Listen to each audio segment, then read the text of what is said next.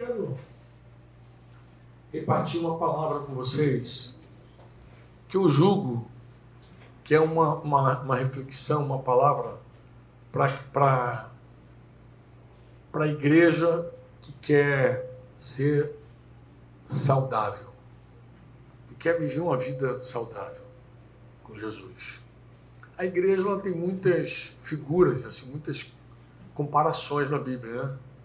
Lavoura de Deus, sois vós, corpo de Cristo, templo do Espírito Santo. Mas a mais forte é família de Deus. É a mais forte. Mas, em geral, quando a igreja fala que é corpo, quando Paulo diz que a igreja é o corpo de Cristo, ele está querendo falar do serviço da igreja, dos ministérios. Porque todo o corpo é para servir, está sujeito à cabeça, que é Cristo, e a intenção ali é servir. Então, quando a gente fala corpo, a palavra-chave é serviço, é ministério, né? E Jesus é o cabeça. Daí vem a expressão que nós somos escravos de Cristo. Servo é escravo mesmo.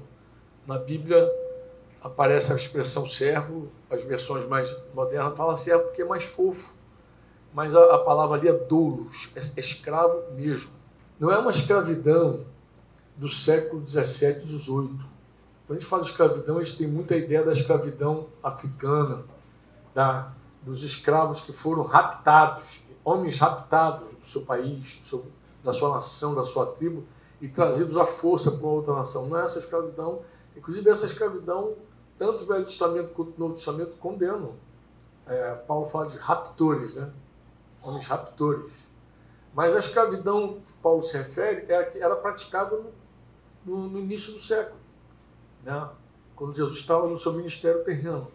Um escravo poderia, dependendo do senhor dele, dependendo do senhor, tinha escravo que queria ser, tinha livre que queria ser escravo, só para vocês terem ideia.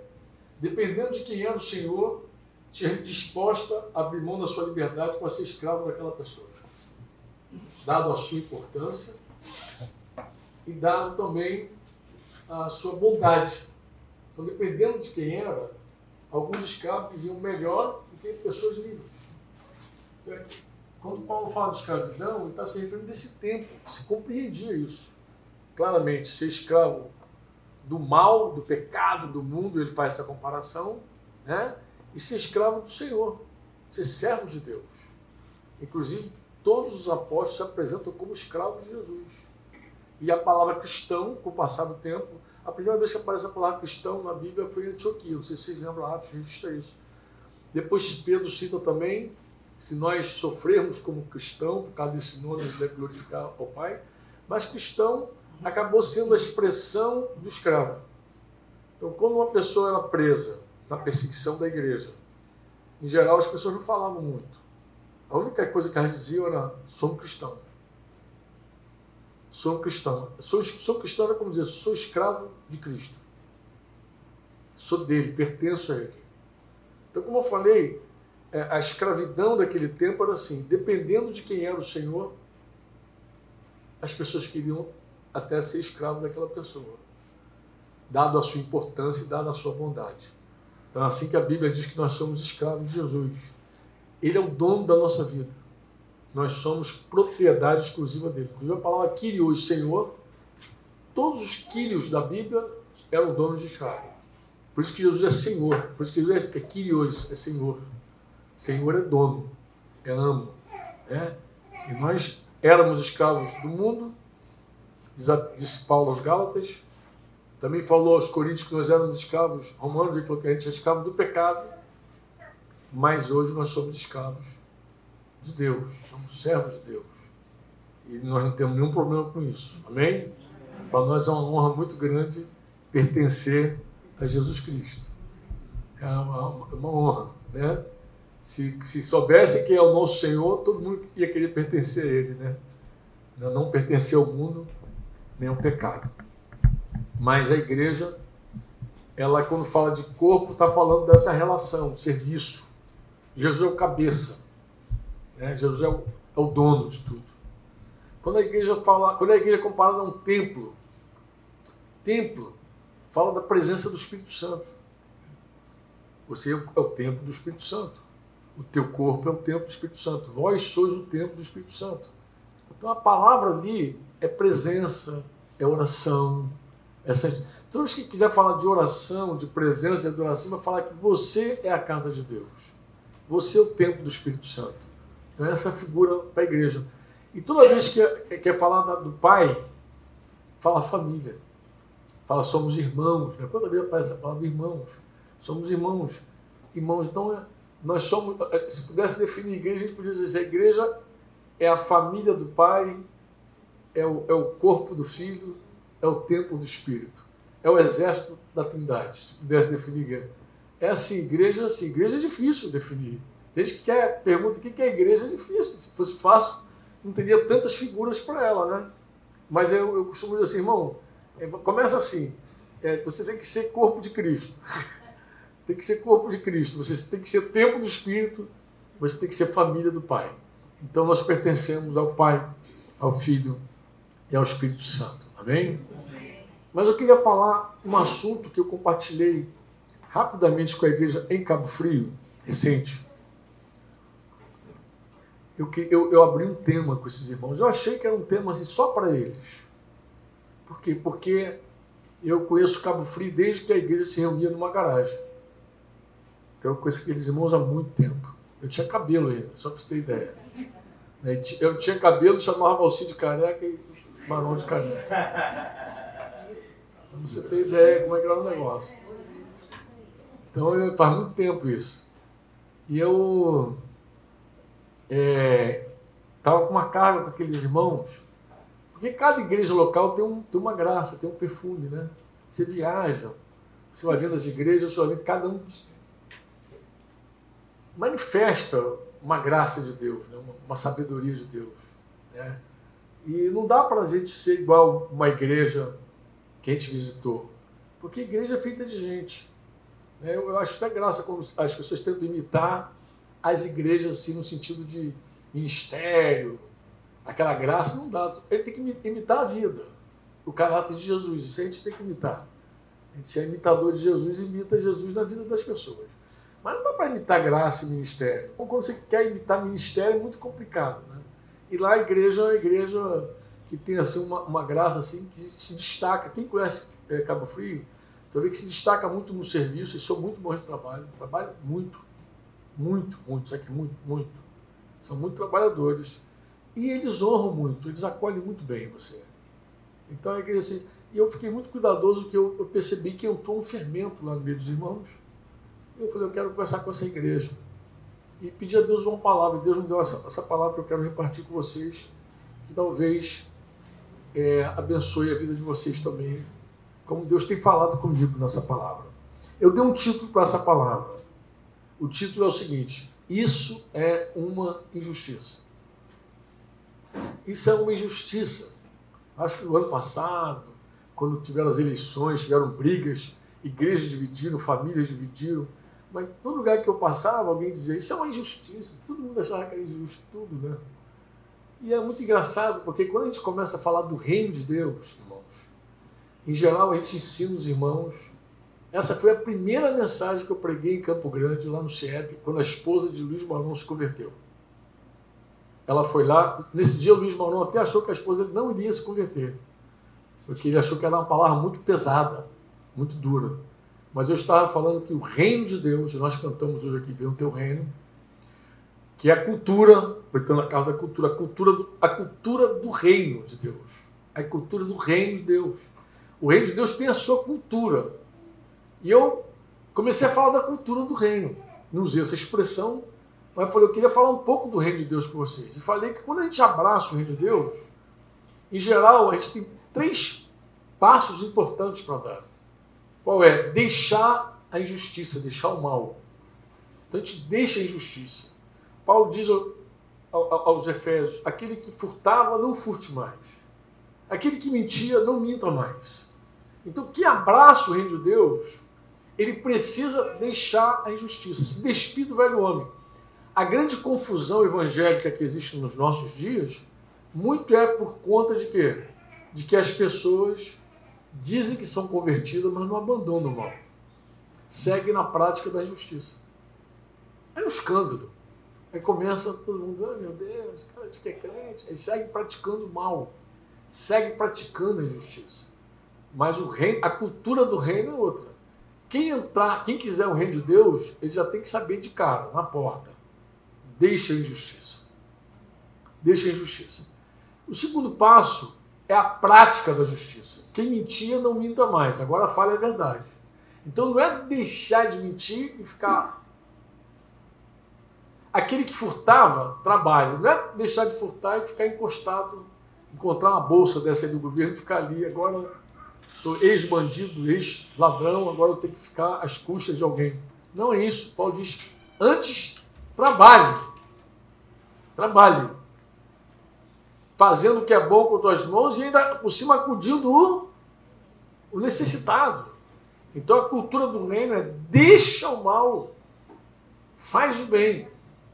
Deixa a injustiça, pratica a justiça. Esse é o normal de alguém que abraçou o reino de Deus. O normal é esse. Você vê que a pessoa deixou a justiça, ela está praticando a justiça. Como é que eu sei que alguém se converteu? Porque ela disse que se converteu? Não. Ela está abandonando aquelas práticas dela ruins e está abraçando agora a justiça. Mas não para aí. Eu acho que o terceiro passo é o mais doloroso de todos. Há vários anos, quando o Daniel, meu filho italiano, um adolescentezinho, eu lembro que eu estava reunindo a igreja lá em casa e fiz uma pergunta inspirado num texto de Hebreus que diz que Jesus aprendeu obediência pelo sofrimento, pelo que sofreu. E eu falei assim, o que é mais complicado para você sofrer? E várias pessoas foram falando, contando suas histórias. E Daniel era muito adolescente, aí ele falou assim, a injustiça. Aí quando ele falou injustiça, ele foi o último da rodinha lá da igreja da casa. Mas quando ele falou injustiça, todo mundo mudou de opinião, todo mundo foi com ele. É verdade. Não, é verdade. Injustiça não dá para suportar. Injustiça é demais, né? Mas a cultura do reino diz que a gente deixa a injustiça, pratica a justiça e suporta a injustiça. Essa é a cultura do reino. Daí muita gente, quando chega aí, trava. Quando chega, não, deixar o mal, tudo bem. Fazer o bem, tudo bem. Agora, suportar o mal, não. Aí já é demais. Aí Jesus está querendo muito de mim, né? Mas é parte da cultura do reino de Deus que a gente suporte a injustiça. Amém ou não? Amém. E não é só sofrer, é suportar. A Bíblia diz isso. 1 Pedro 2, 19 e 20 diz que o que é grato a Deus é que alguém suporte tristezas, sofrendo injustamente por motivo de sua consciência para com Deus. Pois que glória há se pecando e sendo esbofeteado, por isso suportar com paciência. Falou, como é que Deus é glorificado se você peca, leva um socão na cara e suporta pacientemente aquele soco? Não tem glória. Você aprontou, não tem glória. Agora, a glória é quando você não fez nada de errado e a pessoa está ali te maltratando e você pacientemente suporta por causa da tua consciência cristã, por causa da tua fé em Jesus. Aí Deus é glorificado. Você diz amém ou não? Amém. Mas o que eu falei não foi sobre esse assunto. O que eu falei com os irmãos é uma pergunta. O que pode estar por trás do meu grito de justiça? O que pode estar por trás? Porque eu gritar é injusto, antes de dizer assim, estou sofrendo a injustiça, uma pergunta cabe. Isso realmente que você está passando é uma injustiça? Porque por trás do nosso grito de é injusto, pode ter outros elementos que a gente não conhece. Vocês querem ver comigo? Quem quer mergulhar comigo aqui e ver? Quer ver? Eu peguei só algumas histórias. Eu acho que se eu ficasse examinando a escritura, eu encontraria mais. Mas eu peguei as primeiras que vieram à minha mente assim e anotei. Porque eu não tinha muito tempo lá. Eu tinha uma tardezinha para conversar com a igreja à noite. E eu peguei só alguns exemplos. O primeiro exemplo que eu peguei eu dei o título de Eu Tenho Direito à Herança. Lucas 12, 13 a 15. A história é assim. Então alguém da multidão gritou. Lá do meio da multidão, Lucas 12, versículo 13, registra assim. Mestre, olha o grito. Por favor, diga a meu irmão que divida comigo a herança do meu pai. Aí vem Jesus. Provavelmente, ele estava pedindo a Jesus para intervir, porque de repente o irmão dele estava ouvindo Jesus. Talvez o irmão dele estava curtindo Jesus. Era comum, não sei se é o caso, os judeus, eles repartiam a herança de forma diferente da nossa cultura, da nossa lei. Como era? O filho primogênito tinha direito à maior parte da herança. E o filho mais novo, a menor parte da herança. Hoje se divide uma parte para a esposa e se divide com os filhos também, não é assim que se divide a herança? Mas, naqueles anos, o primogênito tinha essa honra. É bem provável que esse menino aqui tenha entrado aí nessa vibe e dito, é uma injustiça esse negócio. Mestre, por favor, diga ao meu irmão que divida comigo a herança do meu pai. Mas o que estava por trás daquele grito de injustiça? Jesus respondeu, amigo, quem me pôs como juiz sobre vocês para decidir essas coisas? Quem me constituiu juiz? Um repartidor sobre vocês? Quem me fez? Primeiro corte de Jesus. Segundo corte, cuidado. Guardem-se de todo tipo de quê? Avareza, ganância. Então, por trás daquele grito de é injusto, Jesus não viu justiça nenhuma. Jesus viu o quê? O que Jesus viu?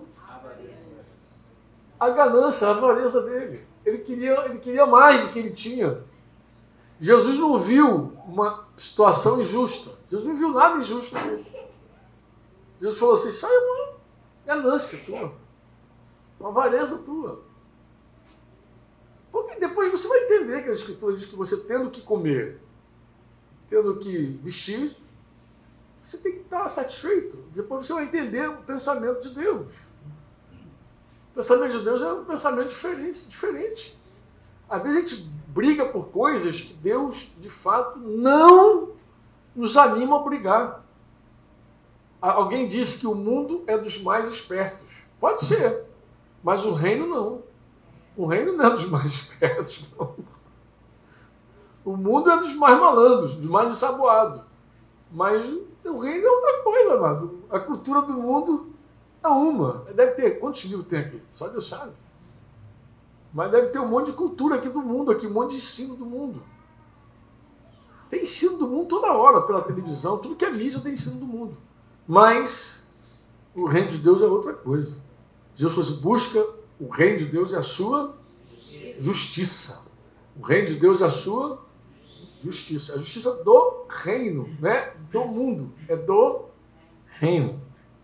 Lucas 15, na sequência, Jesus conta duas histórias interessantes. Na verdade, é uma história, né? A parábola que a gente chamou de filho pródigo. A parábola do filho pródigo, ela é interessante, porque ela tem dois momentos ali também de gente que está buscando a sua justiça.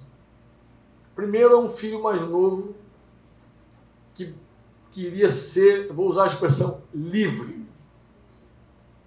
Ele já achou que a casa do pai dele era muito pequena para ele, que os muros eram limites, não eram proteção, eram limites para ele. Ele achou que os muros estavam limitando ele e não protegendo. E ele então resolveu pular o muro, meter o pé. E para isso, ele fez uma coisa assim, abcega, abmuda e absurda. Ele pediu a herança do pai dele, o pai dele ainda vivo. E o pai dele, amorosamente, gentilmente, deu herança. E aquele garoto junta a herança e sai como se fosse a coisa mais justa do mundo aquilo que ele estava fazendo. mais justa. Mas sabe o que é engraçado? Quando você pratica a injustiça, escuta o que eu vou te falar. Quando você pratica a injustiça, sempre uma lei te alcança. Sempre. Ó, toda vez que você faz o mal, se prepara. A Bíblia diz que aquilo que o homem semeia, ele colhe. E aqui o filho pródigo pegou a herança do pai dele, achando que era justo, com certeza, porque pediu, estava se achando dono do negócio. Mas era uma coisa tão injusta, e o fim não foi abençoado. A história vocês conhecem. Aquela liberdade, que na verdade era libertinagem, virou um grande problema, perdeu-se tudo que tinha, e aí quando você perde os bens, perde os amigos juntos, os amigos de copo, os amigos de farra, vão tudo embora, ficou lá no osso, e lá no osso começou a cuidar de porcos, e cuidando de porcos um dia pensou até em comer a comida dos porcos. Nós estava muito ruim para o lado dele. Foi quando ele falou, na casa do meu pai é melhor. Um escravo na casa do meu pai vive melhor. Vou para lá. E voltou para casa. Vocês conhecem a história. Mas aí tem um irmão mais velho, que aí de novo entra e grita também. Injusto esse negócio. O que é injusto, irmão mais velho? O que era injusto para ele? Ele fala para o pai dele assim, ó, esse teu filho, ele não fala meu irmão, esse teu filho pegou tudo que ele tinha, foi lá para fora, torrou tudo, gastou, agora vem aqui e tá comendo. Mas na verdade, quando ele fala que tu tá dando uma festa para ele tá fazendo conta também. Porque se o cara pegou a herança dele e foi embora, de que ele estava comendo agora? Dele. Aí ele falou assim, pô, isso não é justo, pô. Eu tô aqui esse tempo todo, aí deu uma de coitadinho. Tô aqui esse tempo todo, nunca fiz nada por mim, trabalho, nunca te abandonei, nunca fiz na escola dominical que estou te servindo. Eu era criança, já ia para a escola dominical com 10 anos e tu não faz nada, vai ver esse bandido agora, se converteu, tu faz tudo por ele e tal. Começa esses questionamentos todos aí, clamando por justiça, dizendo que é injustiça. Mas no fundo, irmãos, no fundo, não tem nada injusto. O que está por trás desse grito? O que está por trás desse grito, irmão, é uma atitude de falta de misericórdia e falta de amor. Eu costumo dizer assim, irmãos, quando é um filho, tudo muda de figura. Por isso que eu digo, Luiz, trate os discípulos como filhos, trate os filhos como discípulos. Porque nós somos muito misericordiosos com os nossos filhos. Às vezes a gente não exerce a mesma misericórdia com os discípulos. O discípulo sapeca a vara, mas com os filhos a gente dá aquela filho. Por que eu sei que os pais se compadecem? Porque a Bíblia diz, Deus falou, como um pai se compadece do seu filho, assim eu me compadeço de vocês. Com os nossos filhos, em geral, a gente fica cheio de misericórdia. A gente tira a roupa do corpo, a gente divide, a gente dá, a gente faz qualquer coisa para o filho. É como um pai se compadece. Aquele irmão não se compadeceu, não.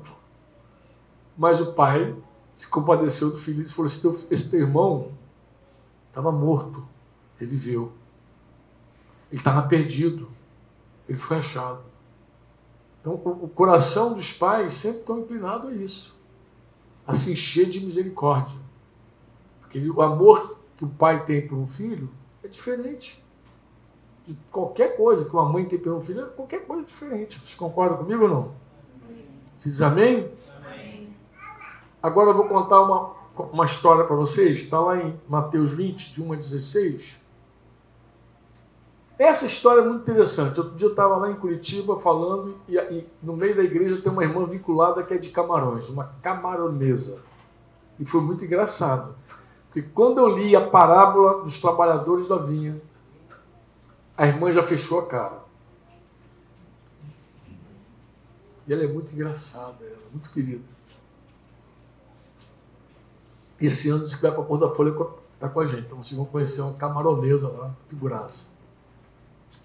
O que aconteceu com ela? Quando eu comecei a falar da parábola da vinha, ela começou a balançar a cabeça, tipo, eu não aceito isso de jeito nenhum.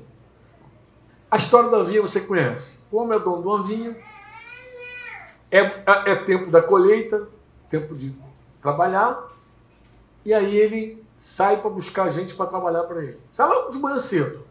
Sol nasceu, ele saiu, encontrou uma turma acordada lá, ele, o que estão fazendo? Estão trabalhando? Ah, ninguém contratou a gente. E ele fechou um preço, ele fechou uma diária, é um exemplo. R$200, topa. O cara na hora, topa, claro. Já foi lá às 6 da manhã trabalhar para ele. Então deu às 10 da manhã, ele saiu de novo. E levou mais trabalhadores para vir às 10. Depois do almoço ele resolveu sair de novo. Lá às 2 da tarde ele pegou mais gente. E por fim, lá 4 da tarde, quase terminando o expediente, ele pegou mais gente. Só que ele resolveu pagar do fim para o começo. Então ele começou a chamar os caras. Cadê o pessoal do turno das 4 aí? Chegou o pessoal que chegou às 4. E ele foi lá e casou 200 na mão de cada um. Quando ele casou 200, os caras que chegaram às 6 horas da manhã, o que fizeram?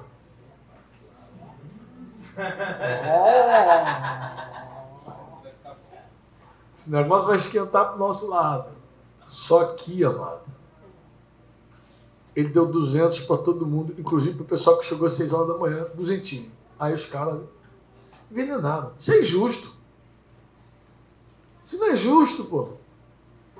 Isso é tremendamente injusto. Justo, pô. Como é que eu cheguei de manhã, ganhei só 200, cagaram a mesma coisa que eu, trabalhando de tarde. Peraí. Ele botou, peraí. O que está havendo com vocês aí? Vamos lá. O que eu tratei com vocês? 200. Quanto eu paguei a vocês? Qual o problema? Eu não posso ser bom com meu dinheiro. Eu não posso usar o meu dinheiro para favorecer outras pessoas. Eu não posso pegar o meu dinheiro e fazer o que eu quiser com o meu dinheiro. Mas repara só, amados. É injusto quando é para o outro.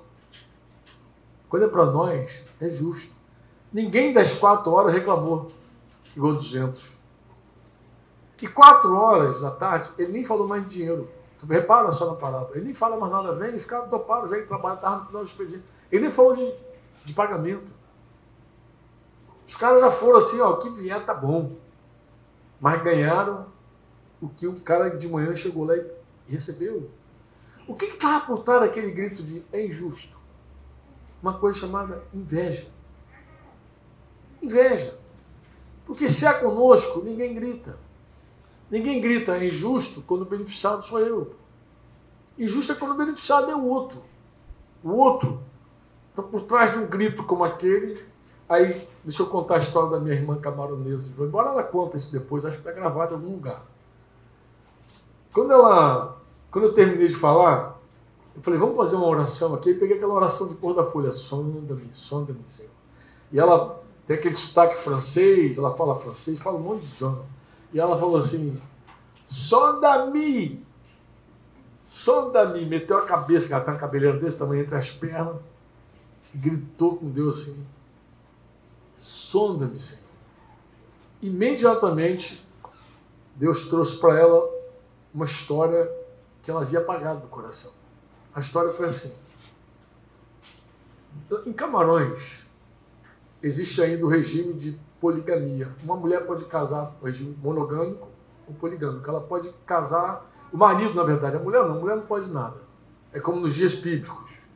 A mulher é como nos dias bíblicos. Ela é propriedade do homem. E o homem ele pode escolher casar com uma, casar com 10.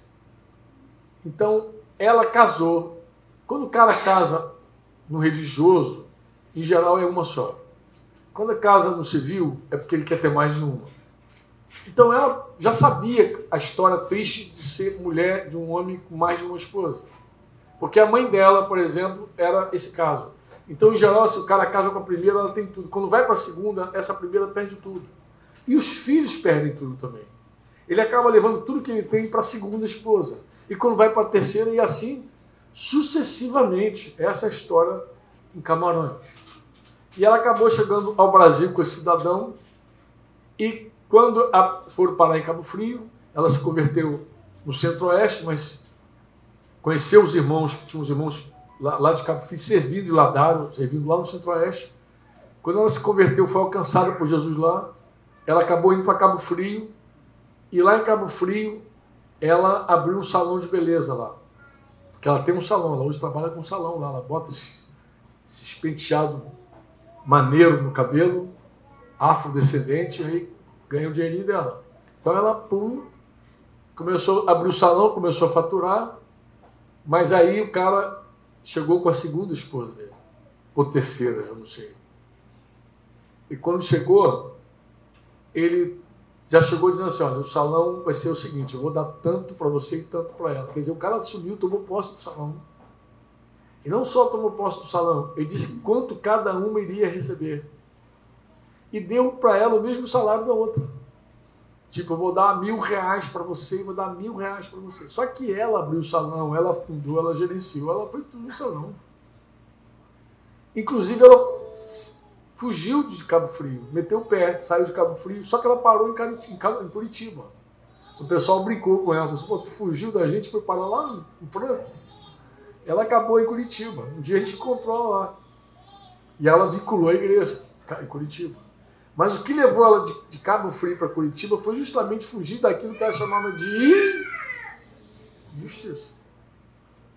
Ela chamava, isso é uma injustiça. Como pode? Como é que eu vou ganhar a mesma coisa que essa mulher? Se fui eu que abri o salão, se fui eu que fiz tudo, eu que gerenciei, eu que trabalhei, eu que conquistei. Então, você diz amém ou não? Amém. Atos 2, 44, 45 diz, os que criam se reuniam num só lugar e compartilhavam tudo o que possuíam.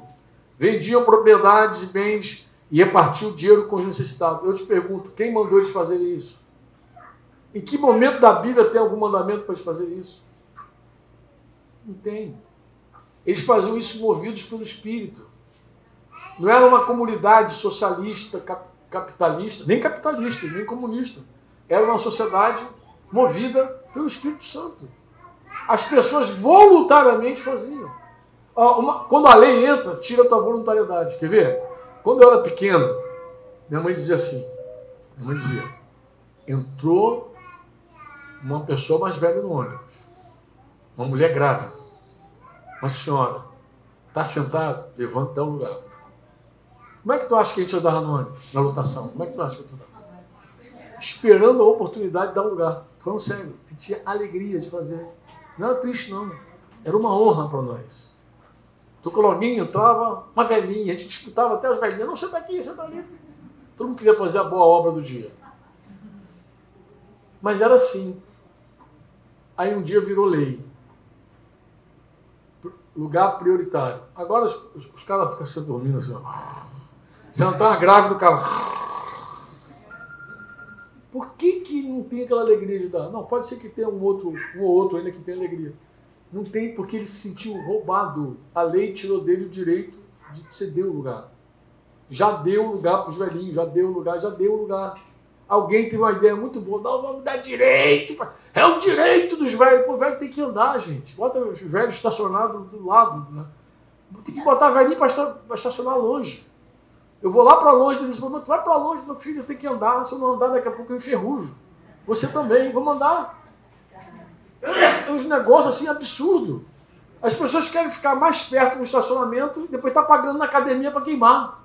Não é uma maluquice um negócio desse? É uma loucura. Mas o mundo faz essa loucura correndo também. Priva da gente, com leis, aquilo que a gente faria voluntariamente. Deus ama quem dá com alegria. Ó, se você tem irmão você? Se teu irmão te ligar no dia do aniversário do teu pai para te cobrar alguma coisa, tu perde a alegria de dar. Tá ligado que... Manda no zap, hoje é zap. Tá ligado que hoje é aniversário da mamãe, né? Acabou, parece que dá um negócio de misericórdia. Eu já ia fazer, cara. Esse cara tá me constrangendo, tá? Constrangido, nem pastorear, constrangido é bom. 1 Pedro 5 falou isso. Pedro dá essa instrução aos pastores. Pastorear como Deus quer, não com constrangimento. Porque o constrangimento tira a tua voluntariedade. O cara vai, ele quer fazer as coisas voluntariamente. Quando você cobrou, acabou. Lembrou, matou. Entendeu? Parece que a pessoa... Aí constrange a pessoa. Então, Deus ama o que dá com alegria. Vocês dizem amém ou não? Amém. Ó, ninguém pediu nada. Não havia ordem de apóstolo. Quem se converter aqui E tiver 2 casas, dá uma. Não tinha nada disso. Papagaiada não tinha. Não tinha nada disso. Tudo acontecia na alegria, no gozo do Espírito Santo. Pode ter certeza. O amor de Deus se movia no meio da igreja. Isso, amados, que a gente não pode perder. Esse amor, essa voluntariedade, aquele amor de Romanos 5,5 que foi derramado nos nossos corações pelo Espírito Santo, quando a gente recebeu o Espírito Santo. Porque quando a mão do homem entra, quando a carne entra, a carne é um bicho muito ruim. Carne contamina tudo que é santo. Estou falando sério. Às vezes você começa no espírito e termina na carne. Olha, eu conheci um homem que ele tinha calo no joelho de orar. Enquanto os calos estavam escondidos, ele era um homem santo. Mas quando ele começou a exibir calo, aqui, irmão, acabou, a carne entrou, acabou, a vida dele acabou. Porque era assim, ele começou a dizer que tudo de bom que acontecia na igreja é porque ele orava. Tá vendo o que está acontecendo? Eu que não orasse não, ó. Aí levantava aquele montão de calo no joelho. Eu digo, a carne tem essa faculdade. Como ela quer glória para si, como a carne quer glória para si, como a carne, ela não pesa as intenções. Quem pesa as intenções é Jesus. Ó, Deus pesa tanto as intenções que se você der uma oferta com a intenção errada, tu já recebeu a tua recompensa. Qual é a tua recompensa? Que os homens te aplaudam? Já recebeu o aplauso dos homens e acabou. Você vai dar esmola querendo ser visto? Já recebeu a tua recompensa. Você vai orar querendo ser visto? Já recebeu a tua recompensa também? Não tem problema a gente orar em comunidade. Como o testemunho de Jeová não gosta de orar junto, né? Ele acha que Mateus 6,6 é o mandamento de Jesus. Vá no teu quarto secreto e tal, e ore sozinho. Não, Jesus não está falando Mateus 6,6 para ser uma regra. Jesus está falando que a gente deve ir para o quarto para ser um escape para a gente, para não querer se exibir. Então, quando a gente não quer se exibir, a gente vai para o nosso quartinho, no nosso cantinho, lá a gente ora para o papai ver, não para o homem ver. Inclusive está escrito assim, e o pai vendo, não ouvindo, vendo. Jesus está dando uma lição ali para quem gosta de ser visto quando ora. Quer ser visto na tua oração? Vai então se exibir para Deus. Vai para Deus que Ele vai te ver no secreto. É isso que Ele está dizendo. Então Deus sempre pesa os espíritos. Então não tem riqueza, não tem valor, não tem glória quando a coisa é feita no braço, na carne. Gálatas 6, 6 e 7. Vocês querem ler? Quem se lembra de 6, 6 e 7? Eu vou ler aqui porque eu li lá também. Como eu li, eu vou ler aqui com vocês também. Gálatas 6, 6 e 7. Por quê? Por que Gálatas 6, 6 e 7? Porque aqui tem um princípio muito interessante, embora eu sei que a maioria também não considera, mas eu vou ler para você ver o peso apostólico com relação à honra. O peso apostólico com relação à honra. Ele dá um mandamento para a igreja dos Gálatas assim: aquele que está sendo instruído na palavra deve fazer o quê?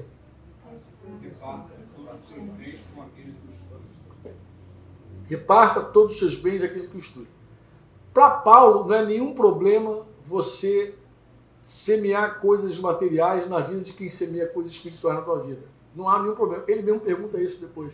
Seria muito eu requerer de vocês coisas materiais, uma vez que eu semeio em vocês coisas espirituais?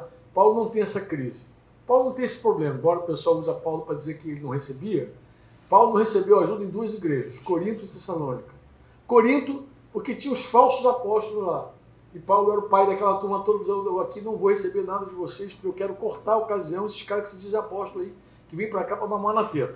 Então, em Tessalônica, ele trabalhou porque o povo era preguiçoso, não trabalhava. Aí ele foi lá dizer também: o povo é preguiçoso, não trabalha, e eu vou dar exemplo para vocês. Mas ele despojei outras igrejas para servir a vocês. Então ele não tem nenhum problema com isso. Ele diz: aquele que está sendo instruído faz o quê? Faz o quê? Reparta. Agora, o que fundamenta esse mandamento? É o versículo 7. Não vos enganeis. De Deus não se zomba, não se burla. Isso aqui é uma lei. Lembra que eu falei das leis espirituais que a gente ignora? O que essa lei diz? Aquilo que o homem semear, isso também se fará. E aqui ele fala que tem 2 tipos de semeadura, para a carne e para o espírito. Quem semeia para a carne colhe corrupção. Mas o que o versículo 7 tem a ver com o versículo 6, irmão? que tem a ver? Lê aí, lê de uma vez só. O 6 e o 7. Aquele que está sendo instruído na palavra, faça participante de todas as coisas boas, aquele que o instrui, não vos enganeis. De Deus não se zomba, pois aquilo que o homem semear, isso também se fará. Ele está dizendo que tudo que você reparte, tudo que você parte e reparte, você colhe. Então você nem perde quando você honra alguém que tem honra na tua vida, você não perde. É uma besteira achar que você perde. É uma besteira achar que é injusto. Outra coisa, honra e necessitado são duas coisas distintas. Distintas. Uma vez eu estava numa comissão de casais para o encontro de casais. E aí, a gente estava ouvindo a comissão. Cláudio estava comigo, eu lembro do Cláudio vivamente. Cláudio Zaqueiro. E aí, a organização dos irmãos era assim.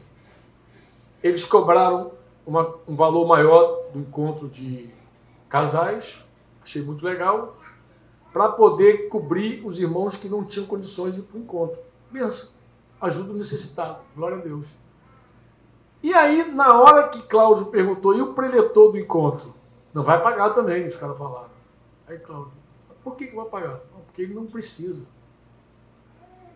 Naquela hora, ficou claro que aquela comissão não sabia a diferença de necessitado e honra. Diga comigo assim, honra teu pai. Diga, honra teu pai. Honra tua mãe. Em geral, irmãos, o pai e a mãe têm mais que os filhos. Porque eles já viveram mais, trabalharam mais, acumularam mais. Diz que os pais acumulam para os filhos. Em geral, teu pai tem mais e tua mãe tem mais. Em geral, é assim. Por que então que o filho tem que honrar pai e mãe, se os pais têm mais? Diga comigo, honra o rei. Está escrito. Por que tu vai honrar o rei, pô? O cara já é rei, está rico, pô. Por que tu vai honrar o rei? Porque o rei tem honra. Agora diga comigo assim, honra a Deus. O que Deus precisa? Honra a Deus com as primícias de toda a sua renda. Deus não precisa de nada. Então, honra é uma coisa, necessidade é outra coisa. Uma pessoa que se alimenta da bolsa dos necessitados, necessariamente não tem honra. E os pastores aqui sabem disso. Às vezes os irmãos que a gente mais ajuda são os mais ingratos. Tem irmãos que foram ajudados pela igreja que desanimam os pastores de seguir ajudando. Tem gente que é assistido na bolsa de assistência, eu conheço várias igrejas, que o cara nem entrega dízimo e oferta, e ele é assistido. Ele recebe daquilo que ele não acredita. Tu consegue pensar nisso? Tu pegar uma família necessitada, ajudar, dar ajuda de um dinheiro que ele não dá, que ele não coopera. Porque no coração dele ele não acha justo. Porque ele tem pouco. Mas o que tem, disse Jesus, se lhe há dado. E o que não tem? Até o que tem lhe será tirado. O princípio é igual. Todos têm o que dar. Porque se todos não tivessem o que dar, Jesus não teria dito o que não tem ficará sem. Até o que tem lhe será tirado. Então o cara sempre tem alguma coisa. A pessoa sempre tem algo para honrar, para abençoar. Sempre tem algo. Fui criado pela minha mãe até os 18 anos, 19 anos de idade. Vivi praticamente com ela, depois de 20 anos saí de casa. Tempinho depois logo casei com 21. Minha mãe sempre foi uma mulher muito pobre. Mas minha mãe sempre tinha o que repartir. Minha mãe era uma mulher pobre, limpa, porque ela dizia assim para todo mundo, pobreza e sujeira não é a mesma coisa. A gente morava no barraco, quando chovia, a água entrava com tudo. Então quando a gente saía de casa, a gente ficava pensando se deixou alguma coisa embaixo, porque a água, se chovesse, perdia. E minha mãe podia entrar a lama que fosse, 2 dias depois que a água baixasse, ia estar com aquele vermelhão no chão, vermelho no barraco.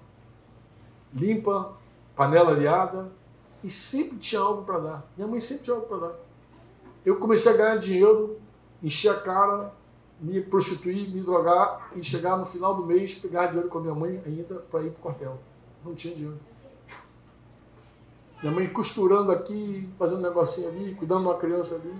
Ainda tinha dinheiro para me servir. Meu sonho. Quer dizer, eu não honrava ela, eu desonrava minha mãe e ainda tirava dela. Ainda tirava. Eu ganhava, sei lá quantas vezes mais que minha mãe. Mas minhas farras, minhas bagunças, torrava tudo, chegava lá, e mãe, acho que não vai dar para terminar o mês aí. A mais limpa do mundo, ela ia lá e sempre tinha um negocinho, sempre tinha o que repartir. Sempre tinha o que repartir. Um dos testemunhos que dou sobre minha mãe. Eu sei que vocês conhecem gente assim, desse jeito, que é um pobre próspero. Porque prosperidade e riqueza são coisas distintas. É um pobre próspero, bem próspero. Tem coisa de gente que tem até não tem, é uma desgraça, é um negócio ruim demais. Quem semeia, colhe. Você diz amém ou não? Amém. Agora termino com 2 versículos para vocês. Primeiro, Tessalonicenses 5, 12 e 13, que diz assim: agora vos jogamos, 1 Tessalonicenses 5, 12 e 13, vos jogamos, irmãos, que acateis com apreço. Outro mandamento. Os que trabalham entre vocês, preste atenção, acata com apreço os que trabalham entre vocês e os que vos presidem no Senhor. Quem é que preside no Senhor? Seus pastores. Ele não dá nome aqui, não interessa quem está aqui. Os que presidem. Ele não está dizendo se o cara é bonzinho, se é gente boa, se fala bem, se fala errado. Ele está dizendo que é os que presidem. É quem Deus colocou para presidir. Como é que tu faz com esses caras? Tenhais com amor, em máxima consideração. Por quê? Por causa do trabalho que realizam. Deixa eu dizer uma coisa para vocês, olha, a maioria dos pastores que eu conheço não queriam ser pastor. Não queriam, irmãos. Tinha outra vocação. Tinha outros alvos. Deus tirou os caras do que estavam fazendo para pastorear. Aí o cara um dia atende. Um dia diz sim, larga tudo. Para chegar no meio de um povo ser desonrado, é muito feio. É muito feio. Deus é desonrado por isso. Por isso que ele diz, acata com apreço. Acata com consideração essas pessoas. Com a máxima consideração. Por causa do trabalho que realiza. Aqui não está dizendo quem é o pastor. Mas tudo está no controle de Deus. O Senhor está no trono. Ele reina. É Ele que reina. Não somos nós que reinamos. É o Senhor quem reina. Nele nós podemos confiar. E aí quando você confia em Deus, sabe o que você faz? Tu vê a autoridade do teu pai, submete. Tu vê a autoridade da tua mãe, submete. Tu vê a autoridade de um líder, submete. Tu vê no pastor, porque não, mas esse pastor é bleblei pra caramba, confuso, tem dor de barriga, sai correndo pro banheiro. Mas Deus colocou ele ali, por hora é o que temos. É esse pastor que a gente tem. Submete, confia em Deus. Confia no Senhor, porque Deus está no trono reinando. É Ele. Nós não submetemos porque as pessoas são lindas e maravilhosas. Nós submetemos, irmãos, porque a palavra manda. E a gente precisa confiar em Deus. Amém? A gente precisa confiar que só tem um no trono e Ele reina para sempre. E Ele estabelece reis, Ele depõe reis. Se Deus quiser mudar o cenário, Ele muda o cenário, Ele tira, põe, Ele faz o que Ele quiser. Eu não preciso me rebelar a nenhuma autoridade. Nenhuma autoridade. Eu não preciso fermentar. Eu não tenho essa necessidade. Nem você, nem ninguém. Nós não precisamos disso. Amém? Amém. Você não precisa se rebelar ao teu marido cruel, malvado. Não precisa. Confia no Senhor. Faz o bem. Amém? Amém. Você diz amém ou não? Amém. E toma 2 textos para você passar o domingo com ele. Vai passar a vida toda. Mas se você puder passar hoje pensando nele. E Hebreus 6,10. Queria deixar para você guardar no teu coração no dia de hoje. Porque Deus não é injusto. Diga, Deus não é injusto. Deus não é injusto. Eu falei de justiça e justiça, mas Deus não é injusto, tá, mano? Para ficar esquecido do vosso trabalho. Tá bom? Deus não é injusto, Zaninha, Alci, esse pessoal mais velho aqui, Maurão, Os mais velhinhos, Luiz, André, os mais velhos. Estão mais tempo na estrada. Deus não é injusto para ficar esquecido do vosso trabalho e do amor que evidenciaste para o seu nome. Eu gosto muito desse texto, porque o autor da carta aos Hebreus vai dizer que o nosso amor se evidencia ao nome do Senhor como servistes e ainda servis aos santos. Toda vez que você serve o irmão, você está demonstrando o teu amor a Deus. É o que está escrito aqui. Por isso que Jesus falou para Pedro: tu me ama? Amo, apacenta minhas ovelhas. Por isso. Porque não tem como falar para Deus, eu te amo, sem cuidar de alguém. Não tem como. Sem servir os irmãos. O amor que a gente tem a Deus, a gente demonstra servindo aos santos, à igreja. E o outro versículo para você guardar é 1 Coríntios 15, 58. É a conclusão exata de tudo que eu falei aqui, irmãos. Tem até um portanto aqui no início do versículo. Portanto, ou seja, tendo em vista tudo que vocês ouviram falar hoje aqui com vocês, portanto, tendo em vista todas essas verdades da palavra, meus amados irmãos, assim está escrito, sede firmes, diga comigo, sede firmes, inabaláveis, sempre abundantes na obra do Senhor, sabendo que no Senhor o vosso trabalho não é vão. Fecha com chave de ouro, não fecha não? Fecha padrãozinho, né? Olha, portanto, por tudo que nós falamos aqui, nos entendemos, meus amados irmãos, sede firmes, galera de Belfort Roxo, Nova Iguaçu, sede firmes, inabaláveis, sempre abundantes na obra do Senhor, sabendo que no Senhor o vosso trabalho não é vão. Nada vai ficar sem recompensa, diz o Senhor, nem um copo d'água. Pode confiar nisso. Quem falou é poderoso para cumprir. Amém? Ele é poderoso para cumprir.